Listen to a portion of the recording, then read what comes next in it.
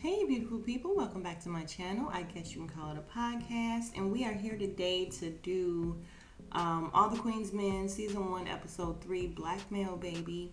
And let me just explain, because I think I may have explained it on a different video, but I know everyone doesn't watch the same videos. But these are so spaced out because I'm now back in office full time. I have a higher position, yay me.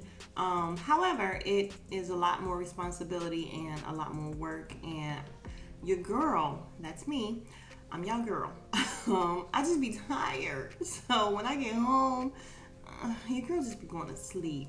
So that on top of, trying to make sense of, what happened with losing my grandbaby and trying to wrap my head around the fact of, or the question of why we could not have him. And like, that shit weighs on me so much, you guys, like way more than I thought. And I just don't be feeling like talking to nobody or doing anything. But today is a better day. So let's get to it. All right, so the episode opens with Madam and Blue in her office, and the men are coming in and they're giving their money for the night. Thanks, Fuego. Thanks, Midnight. Then Babyface comes and he gives her a small stack. She doesn't say anything about that, but she's like, hold up. You were in VIP for a long time the other night. And, what's up with that? He was like, it's a long story. And she's like, I got time. He's like, well, can I tell you later? Sure. She's like, but I am going to find out exactly what I need to know. Oh, and tell Miss Patty that she's spending way too much time with you. And we know Miss Patty is the one that's paying for all his stuff. So he tells her, okay. So when Babyface leaves, Blue is talking to Madam, and she's like, you want Patty to represent you? And she's also upset about the fact that the money is still in the wall. She's like, I haven't even talked to Patty yet. And she told her, listen, I'll get the money out the wall as soon as I can. I can't move it right now. And Blue just keeps saying, listen, you got to get the money out. You got to get the money out. And she's like, it's my call. I got it. So Midnight came in and gave her some extra cash, and she's like, where's Doc? He says he's still in the locker room. So when he leaves out, Blue is like, yeah, he been acting strange all night. And Madam is like, yeah, I know. I'm going to go see what's going on with him because he better get the stomach for this shit. Like, ain't nobody playing with him. So when she gets to the locker room, Doc is just sitting there, and she's like, listen, you going to cash out or what? He's like, yeah, I'm coming, but I got to talk to you. She's like, what's up? He tells her that, Tina called and she was acting all funny. Funny how? She was acting funny because she was saying that you killed Kevin or Kelvin or whatever his name is. And she was like, oh, she did. And then she turned around and looked at Blue and she said, I thought I told you to talk to her. She said, I did, but I'll go back over there. She's like, nah, I'll go over there. So Doc says, nah, this is my mess up. I'll go talk to her. She's like, nah, I got it. Get your shit and go home. So Blue say, all right, well, what you think? She says, I hate when a bitch try me. And she says, come on, let's go. Girl, I'm talking about girl. Y'all, the looks that Blue be giving crack me up. She just be doing her face like, hi, let's get it. I love me some Blue. So back at Amp's room at the halfway house, him and the roommate are talking, and the roommate so creepy, telling him how he was calling out somebody named Shannon's name while he was sleeping. And Amp is like, stop watching me while I'm sleeping. He's like, I wasn't watching you. We in the same room. But he's just so creepy. He's like, what happened to you in there? Did you get raped? And dude is like, man, fuck you. And he's like, the roommate is like, we gonna make it. We have hope. Everybody else here is going back to jail. And I'm like, we have hope? Because you just seem like you sit around bothering people and watching people sleep, dude. So he tells him, that's why I be on you to, help me get on, put me on or whatever. And he's like, listen, mind your business and leave me alone. So they wrap up their conversation that ended up lasting way too long. Yeah, I just really, really cannot stand the scenes with them two because I just feel like they're useless. They're so stupid. But we do see that the roommate is on something when he turns to leave, and the roommate turns and he's like, motherfucker. And he's all, got his face all twisted up. So we see the note. He is not sincere. He does not like Amp for real. But we already knew that. So then we see Amp outside on the porch talking, and it seems like maybe he got an interview. And he's like, nah, I don't need nobody to pick me up or whatever. I can walk, and we'll see where he's going. So then we have Blue coming over to Madam's house, and Madam is like, so what's up? And Blue was like, yeah, the police were there all night. And she's like, so are you sure everything is clean? She's like, yeah, I even had the cleaner come through, and y'all, he don't leave nothing. He take out everything. And they're like, okay. And Madam says, I can't believe this bitch actually snitched. And Blue's like, she didn't snitch. And Madam says, well, then how is it that the police know? And she says, cat is outside. Madam says, your cat? Blue says, come on, Madam, with a smile on her face. I'm like, of course Blue has a cat. Madam said, look at you blushing. She's like, I don't blush. Madam said, she put that thing on you, huh? She's like, she don't put nothing on me. I put the thing on her. I'm like, yes, of course you are a top, sis. Did I say that right? Can women be tops? I know men be tops and bottoms, and women be femmes and studs. So yeah, I mean, she's a stud. She's a feminine kind of sort of looking stud. So while Blue is going to get cat, Gabriel, the stylist, calls Madam, and she's like, listen, I need some more clothes. He's like, how you like that black? She's downplaying it like, it fits, shit is cute. And he's like, you're wearing Dolce. And she's like, listen, I need more outfits because you never know when I'm going to sweat it out or get it bloody. And he's like, yeah, you the only person I know that make bloody shoes for real. She's like, just give me some freaking clothes. Then Blue comes in with her girlfriend. So Kat comes in and Madam asks, what's up? How do you know? How do you guys know? And she says an anonymous tip. And Madam is like, no such thing. And she's like, yeah, I'm about to go over to the station now to see if I can find some more information on it. And Madam's like, well, am I going to see you later at the club? And she says, shit, you want to see me there, you're going to have to get more than just them men up in there. Blue said, I tried to tell her. Madam said she'll keep it in mind. So Madam meets with this guy, and you guys, when I first watched it, I missed it. So actually going back and watching it this second time, I caught something. Back in Madam's office, when she was talking to Blue about Patty, Blue was like, get you a different attorney. She's like, should you fucking one? A highbrow attorney or whatever. And she was like, nah, I used to be. So I don't know if this is him or not that she's sitting with, but it could be because he's acting really standoffish and kind of funky a little bit. But she's telling him that, she wants to open another club. And he's like, well, how's Alan feel about that? And she says, doesn't matter because it's just me. She's like, going forward, everything I do is just going to be me alone. And he's like, oh, look at you trying to expand your queendom. And she's like, yeah. He's like, oh, hell. And they do this toast. However, he doesn't drink. I think that's supposed to be bad luck or whatever. Yeah, you're supposed to drink after a toast, idiot. But yeah, he's giving off ex vibes or something. Yeah, something ain't right with him. Ah, yeah, guys, that was him. That was the ex. I guess his name is Marcus, and he, is moving in closer to her. And she's like, nah, I just need you as a lawyer. And they kind of doing this whole little flirty thing, and she's saying thanks for your discretion and attention to detail. And he's like, listen, there's some other things that I want to, pay some attention to in detail. She says, well, then I'll be in touch. And I'm like, you better play him. So yeah, that was the ex. Totally missed all of this upon my first watch. Did y'all catch that? Tell me in the comments if y'all caught that. That was her ex-man and all that she was talking to. Let me know if I'm the only one that was a little slow. All right, so now we at the house with the dad, and unfortunately, sis ain't there again. What's her name, Carla? She's not there. But this chocolatey, one thing for Tyler Perry and them, they found themselves some chocolatey, nice looking men. I'm telling you, this whole cast, very nice looking. But this chocolatey guy comes in and he's just kind of snooping around. Dad, of course, is just sitting there in a wheelchair, unresponsive. He snaps in his face.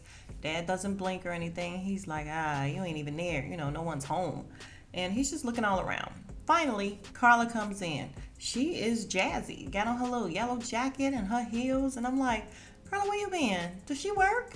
Like, did she leave him at home all day while she worked? What's she been? But she comes in and she's like, who the fuck are you? And he's like, I'm a friend of your sister's. And so she just starts going off. Oh yeah, tell her this my dad too, and she don't have enough money, and I know stuff, and she messing with the wrong bitch. She just don't know. Like, she's going in. And she's like, okay, go tell her. Leave. Get out of my house. You got the message. And he's just standing there and he's like, okay, well, I'll tell your sister. And yeah, don't know who he is, but he claimed to know Madam. So let's see. All right, so we see Madam at the club and she's in the Jeep about to get out. Who comes up? Midnight. Y'all, him and his lisp, so sexy. Oh my God. Even with the lisp, for real, for real. And he comes up and he's like, listen, I know Roman still ain't paid you back your money and I've been seeing him. So you want us to go talk to him again? And she's like, nah, I've been getting a little heat. He's like, heat? What kind of heat? And she's like, don't worry, I'm not worried. She's like, but, I'm going to leave him alone for a second. We going to lay low with him for a minute. He's like, all right, well, just let me know. Then the plot thickens and we hear Christian Keys and we see him on the phone. He's in the car and he's like, yeah, I'm looking at her. And he's like, but, I'm gonna leave her alone for a second and keep watching her or whatever. I'll let you know when it's time to move. And he's talking to the guy who was inside the house with the dad. And he's like, that's cool. I'll just stay on daddy duty. So he's sitting outside the dad's house in a car. So who are these guys? We don't know yet. We don't know, but we do know that they look good. Yeah, we do. We know that. Y'all, speaking of that, these are the hottest killers in the world, pretty much. Like all of them. They all just really attractive people running around trying to get it started and set it off. Hilarious, but I love it. So Madam's in the club and she's talking to Dime and she's like, he said yes. And she's like, he who? My nephew Amp. Who? And she's like, oh, you gonna keep pretending you don't know who my nephew is? And she's like, oh, okay, him. And she's like, yeah, him. He'll be here and I need you to show him around or whatever. She's acting like she's pressed. She really don't want to do it. But I'm like, girl, Amp can't act, but he is a looker. So don't even try it. So we in the locker room with the guys and this guy just walk in. They're talking. This guy just walks in and walks to the bathroom and they like, what the fuck just happened? Who is that? What is he doing in here? And he used the restroom and come out and they're like, yo, bitch ass, no, you don't belong over here or whatever. You don't come up in here. And just at that time, Madam comes in and she's like, what's going on? And they like, yeah, dude just walked up in here like he belonged here. And she's like, listen, don't you ever come over here until you start making this kind of money. You don't belong in here. And sends him on his way. So Babyface tell him, you bring your ass up in here again, I'm gonna fuck you up. Madam says, calm down, it ain't even that serious. And then she looks over at Fuego and she's like, are those donuts? Are you bringing donuts up in here? That's not money. She's like, quit bringing that stuff in here. I'm like, Fuego, no, he loves to eat. And then she looks at Babyface, she's like, listen, we still need to talk. And he's like, I know. Yeah, she's so funny. She look at Midnight and he still have his sweats or whatever on. She's like, what the fuck is wrong with you? Why you not dressed? And he's like, nothing. She's like, no, what the fuck is wrong with you? And he's like, nothing. She says, all right, you'll tell me. And then she's like, where's Doc? And they all look down. And she's like, listen, get out here. Let's make this money. We all know that Doc, his stomach hurts still. He can't make it. His stomach hurt. So back in Madam's office, Blue comes in and she tells her, the fat man is here, little fat man, and he wants to talk to you. She's like, fine, send him in. So he goes in and sits down and he's like, listen, I wanted to give you a chance to reconsider my offer. And he says, we were a good team and, this place is the last, piece to the puzzle. And she starts laughing. And she says, this is a fucking joke, right? And he says, look, I need you to get on board. He says, I know you still all up in your feelings about what happened, but we don't need to go down that road. I love how men do stuff and then tell you that they don't want to talk about it no more. Don't you love that? But anyway, let's get back to the story. It's not about me and my feelings. And he tells her, look, I'll go back into the books or whatever, figure out what I owe you and pay you. And she's like, no, you won't. And you know you won't. She's like, that's the same lame shit you told me before and you never did it. She was like, difference is I'm the boss now and what I say goes. And he's just looking crazy. This fool says, well, maybe Alan can talk some sense into you because, women, you guys just always in your feelings and you can't get past it or whatever. He's like, he's going in pretty much. And she goes, well, there he goes, little fat male chauvinist. He tells her, Madam, you don't want to start this war. She says, I'm not starting it. I'm winning. And she says, now it's time for you to get the fuck out and stop wasting my time, Gene. He gets up with a little angry face. And yeah, I think it's hilarious that they are calling him little and stuff. He's actually taller than both of them. So he tries to grab his gun back from Blue, and she snatches his hand away. And he's like, am I supposed to be scared of your little lesbian bulldog over here? And she's like, don't be scared, be smart. And then Blue is like, listen, she said what she said, so get out. And he's still standing there, and she says in a loud tone, you have been asked to leave multiple times and you're still here, which means I will have to treat you as a burglar. And she tells him, and I can shoot you, Gene, which I would love to do. And then of course he moves. So he goes over to Madam and he says, this ain't over. And she says, without looking at him, because she's looking at her computer right now, she says, well, for your sake, it better be. Don't make me bury you out back. Now get the fuck out of my club, Gene. And she never looks up at him when she says that. And let me tell y'all something. I love doing that to people when I am upset at work. I'm not looking at you. I am talking to you, but I am not looking at you. So get out of my face. That's my shit, y'all. That's what I do. So yeah, I definitely found this hilarious because I'm like, that's me. I'm gonna tell you what I need to tell you, and I'm gonna tell you in that tone, but I'm not gonna look at you because I don't want to and I don't feel like it. So that lets you know, please get out of my face. Do anybody else do that? Oh, and by the way, I'm not talking about talking to other people like that. No, I'm talking to coworkers. You know, coworkers that just get on your nerves and want to come saying stuff all the time. Yeah, that's usually who I'm talking to in that tone and in that way. Coworkers. So when he leaves, Blue says, you know he hated when you call him little fat man. She said, I know, that's why I keep doing it. And she's like, yeah, I can see why you can't stand him. But then she turns around and she gives a little smile and she's like, motherfucking girl boss. And she walks out, and then Eva brings up her drink and she's toasting to herself by herself. She says, oh, hail the queen. And I'm like, man, you gotta really, really feel good about yourself to toast yourself to yourself by yourself. You mean that. Oh, you mean that. So now it's showtime, and we have Big Sexy Midnight on the stage dancing, and Babyface is in this booth dancing for Miss Patty, and she's like, put some oomph into it, act like you care. And then Madam comes out and she walks over and she's like, evening, Miss Patty, do you mind if I borrow Babyface? And she's like, okay. And she tells Babyface, come here. So she says, what the fuck is going on? If I wouldn't have, came and rescued you, you would have been over there all night. And he's like, yeah, I show her a little extra attention, and she, sends a little financial compensation my way. And she's like, don't bullshit me. And he's like, okay, she pays for my car, she pays for my phone, she pays for that. And she's like, listen, you can continue to be a miserable kept man, or you can take care of yourself. She's like, you too old for this shit. He tells her, yeah, I know, but I don't know how to do anything else. And she says that she can put him in with Midnight and them due to the private parties. He says, okay, and he'll break things off with her tomorrow. She's wondering why he can't do it tonight, and he says because she's crazy and I have clothes at her house and I don't want her burning or bleaching my stuff.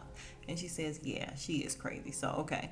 And she says, well, listen, let her down easy because she is one of my regulars and I do want her coming back. And he said, okay.